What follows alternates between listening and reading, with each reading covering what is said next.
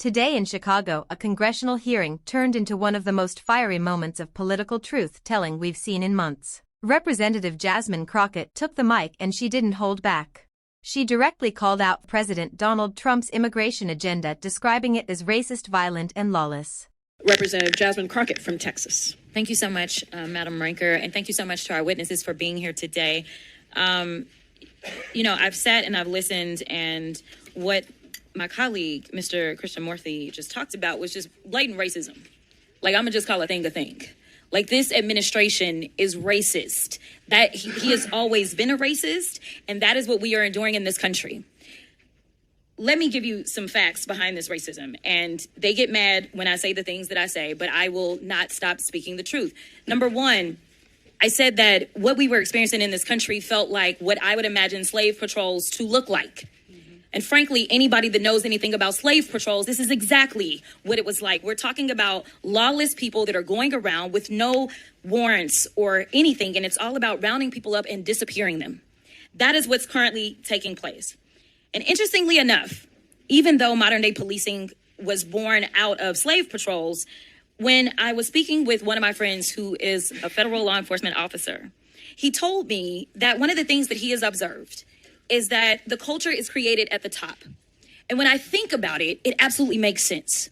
If you have somebody at the top that will not tolerate the types of things that we're seeing, then maybe those under you won't do it. But we know that we have a racist at the top. He has called himself the head law enforcement agent in this country, and therefore everybody has decided that it is okay to take off their hoods and mask up as ICE agents. Now, we've talked about how they have hidden themselves, but again, it reminds me of the Klan. That is why I proposed the Clear ID Act, to make them identify themselves, because it is dangerous for law enforcement as well as individuals, because you don't know, especially with ICE going around and doing the things that thugs do. They're busting out windows, they're breaking into homes, they're breaking people's arms. This doesn't sound like law enforcement, it sounds like thuggery to me. But just like you can have somebody at the top that sets the tone for ugliness going down, you guys are blessed, because in the city of Chicago, you have a mayor. You have a mayor that has decided that he will not back down, he will not bend to this administration, and instead he will stand up for the people. You have a man of valor that is going up against a villain, and I think that we have to make sure, especially while we're in his city, that we recognize his leadership, because it is invaluable. Now, some people think that this is all about Chicago. But I want people to understand that this cancer is infecting us everywhere. And if you don't think that it can come to your city, well, I've got news for you. You see, we've been talking about the cruel and unusual punishment that is in violation of the 8th Amendment that is being handed out. And honestly, it's a spit in the face of every American that we have an actual convicted felon that feels aggrieved to the extent that he feels like he's owed hundreds of millions of dollars when people are literally dying under our watch. Recently, I just sent a letter, it looks like on October 22nd, to Kristi Noem. And one of the things that I laid out is that we have seen the most detainee deaths in ICE custody in a single year in decades, with 20 deaths in the last 9 months compared to 24 deaths in the prior 4 years. Now, this week, we learned that an individual who went to the Dallas ICE field office for a routine visit, meaning that they were doing things the quote-unquote right way, they were detained. They knew that this individual had diabetes and required insulin every 2 hours. Despite ICE having been told this, the individual was denied access to their medication for 8 days, resulting in hospitalization. There are some that say that we are making America great. But to me, it doesn't feel like greatness. It feels like grossness. That's right. And in fact, I want to ask a few questions, and it doesn't matter who answers them. Is it great or gross to go into people's houses and drag them out in the middle of the night? Gross. Is it great or gross to make people afraid to do something as simple as go to school? Gross. Is it great or gross to make hard-working people say, I am too scared to show up to my job? Gross. Extremely gross. Thank you so much to each and every one of you for your courage. Thank you so much for showing up. And Ms. O, I want to tell you that I understand that your mother is being detained in El Paso. I did go and visit that facility. I want you to know that I am always on my job. Oh, you're back. But beyond the headlines and the hashtags, what Crockett did was something deeper. She connected America's present to its past, drawing a straight line from the old slave patrols of the South to modern-day ICE raids. In her words, what we're seeing today isn't new, it's just evolved. Crockett's statement hit like a storm because it forced the room to confront an uncomfortable reality. For years, immigration policies have been framed as border security or law and order, but Crockett peeled back that layer to show what she believes is really underneath a system built on fear, not fairness. She said when children are being separated from their parents at the border, when asylum seekers are treated like criminals instead of human beings, when power is used to intimidate rather than protect, that's not leadership, that's lawlessness. It wasn't just a political jab, it was a moral indictment. Crockett reminded everyone that America can't claim greatness while turning a blind eye to cruelty carried out in its name. She said if we're going to call ourselves the land of the free, then freedom has to mean something for everyone, not just for a chosen few. The room fell silent for a moment because whether you agree with her or not, her words cut deep.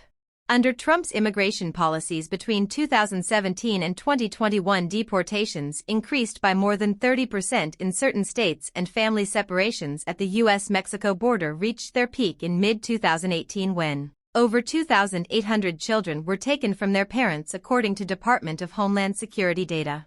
At the same time, ICE raids became more aggressive, targeting workplaces, schools, and even hospitals in some cases. While Trump's supporters argue these actions were necessary for national security and border control, human rights organizations, including Amnesty International and the ACLU, documented hundreds of cases of racial profiling, due process violations, and unnecessary use of force.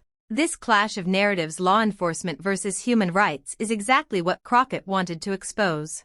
She framed her speech not as an attack on a person but as a challenge to a system. A system that, in her words, has learned how to legalize cruelty while pretending it's justice.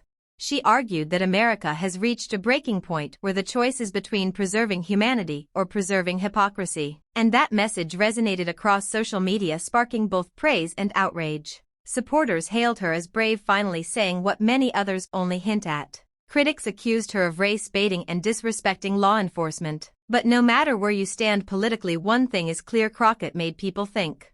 And in today's political climate, where noise often drowns out nuance that's rare, her hearing speech has already become a defining moment in the ongoing debate about what kind of country America wants to be. Is it one that builds walls out of fear or bridges out of fairness? Is it a nation of justice or just power? Crockett's speech didn't happen in isolation. It came at a time when immigration again dominates headlines. From Texas border policies to federal court challenges and the rise of anti-immigrant rhetoric in campaign speeches, the issue has become a political weapon. But what Crockett's intervention did was remind people that behind every policy are real human lives. Mothers, fathers, children, people chasing safety and opportunity. She forced the debate back to its human core, something that gets lost in the constant political shouting. Her critics say she's oversimplifying a complex issue. They argue that without enforcement, borders mean nothing and law loses meaning. But Crockett's supporters counter that laws built on injustice don't deserve to stand in the first place. That's the divide now splitting Washington and the nation itself.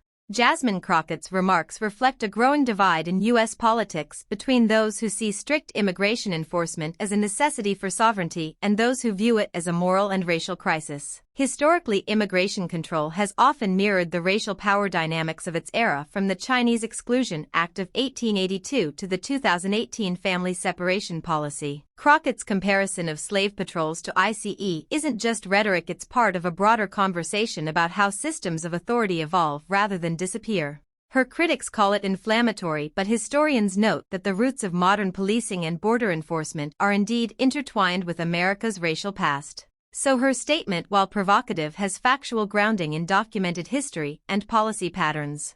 And now the question for you. Is Jasmine Crockett right that America's immigration system has become a modern form of racial control? Or is she unfairly politicizing a necessary part of national security? Tell me in the comments, because this debate isn't just about borders. It's about who we choose to be as a nation.